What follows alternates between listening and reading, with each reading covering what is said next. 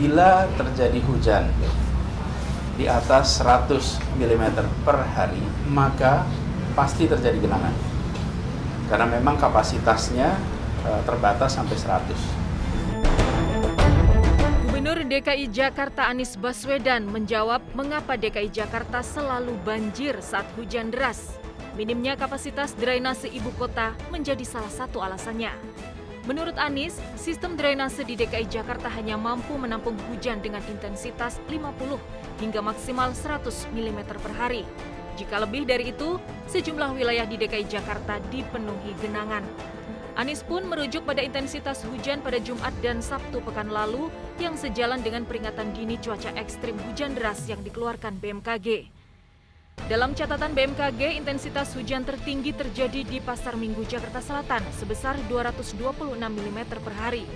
Di Sunter Hulu, Jakarta Utara 197 mm per hari dan di Halim, Jakarta Timur 176 mm per hari.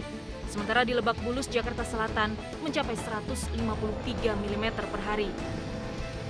Bahkan dalam banjir besar awal tahun 2020 lalu, DKI Jakarta pernah diguyur hujan dengan intensitas 377 mm per hari atau tertinggi dalam 24 tahun. 390 RW terendam banjir saat itu atau jauh lebih banyak dari wilayah terendam banjir saat ini yang mencapai 113 RW. Perkiraan hujan deras di ibu kota sebenarnya bukan tidak bisa diprediksi. Beberapa hari sebelum banjir, BMKG telah merilis peringatan dini cuaca ekstrim hujan deras di wilayah barat Indonesia. Bahkan cuaca ekstrim tak hanya berlangsung 19 hingga 20 Februari.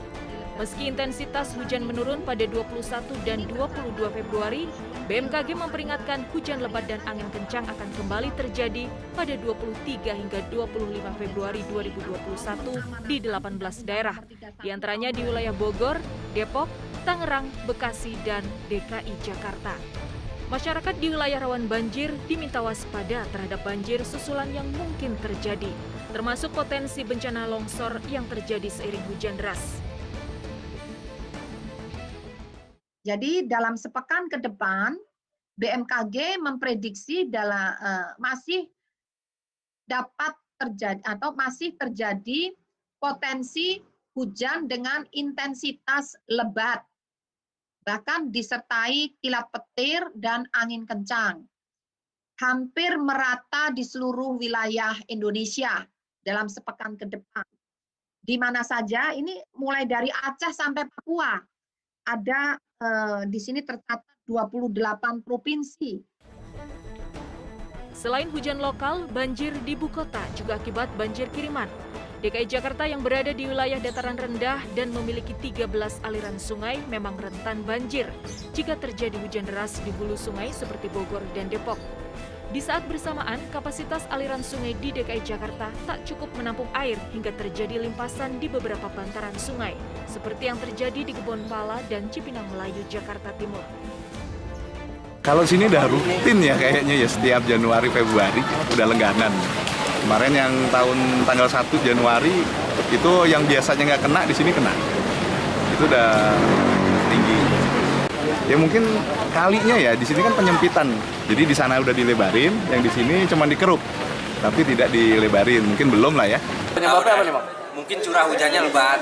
Mungkin dari Bogor dapat kiriman juga. Ya begitu. Ini kali apa, Bang, yang lintas di sini? Kali Sunter. Kali Sunter. Iya. Ini ngungsi nggak, Bang? Sementara bertahan dulu di sini. Selain hujan lokal dan banjir kiriman, faktor banjirop juga menjadi penyebab banjir, terutama terjadi di wilayah pesisir atau tepi laut Jakarta. Selain akibat air laut pasang, penurunan muka tanah di utara Jakarta juga mempengaruhi peningkatan banjirop, seperti yang kerap terjadi di wilayah Kapuk Muara, Jakarta Utara. Dengan sederet persoalan penyebab banjir tersebut, tak bisa dipungkiri, persoalan banjir di DKI Jakarta memang pelik. Namun bukan berarti tak ada yang bisa dilakukan. Terlebih tahun ini Pemprov DKI Jakarta punya anggaran 1,5 triliun untuk penanganan banjir. Memang tahun ini kami menganggarkan kurang lebih 1 triliun lebih untuk penanganan banjir. Ya, pengurukan dan lain-lain. Cuma kan belum bisa dieksekusi karena ini di awal tahun. Ya, Dengan anggaran 1,5 triliun rupiah pada tahun ini, Pemprov DKI punya ruang gerak untuk meminimalkan dampak banjir di ibu kota. Mulai dari pengerukan sampah, normalisasi sungai, penambahan pompa penyedot banjir, hingga langkah evakuasi warga yang lebih cepat di titik-titik banjir. Pembentukan early warning sistem banjir yang sempat digaungkan Anies Baswedan di awal pemerintahannya juga bisa kita tagih kembali. Meski tak bisa mengatasi banjir sepenuhnya, setidaknya kerugian banjir terhadap warga di ibu kota bisa diminimalkan.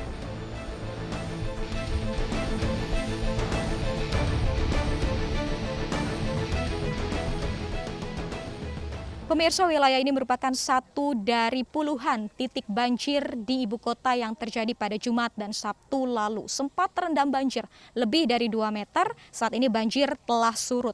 Mengikuti imbauan dari BMKG yang mengatakan potensi hujan deras dan juga longsor yang akan terjadi pada 23 dan 24 Februari ini, Anda yang berada di wilayah rawan banjir sebaiknya bersiap-siap. Jika tidak memilih untuk mengungsi, tidak ada salahnya jika Anda memindahkan barang berharga seperti dokumen dan juga elektronik ke tempat lebih aman sehingga dapat meminimalkan adanya kerugian yang besar jika banjir terjadi. Dari Jakarta.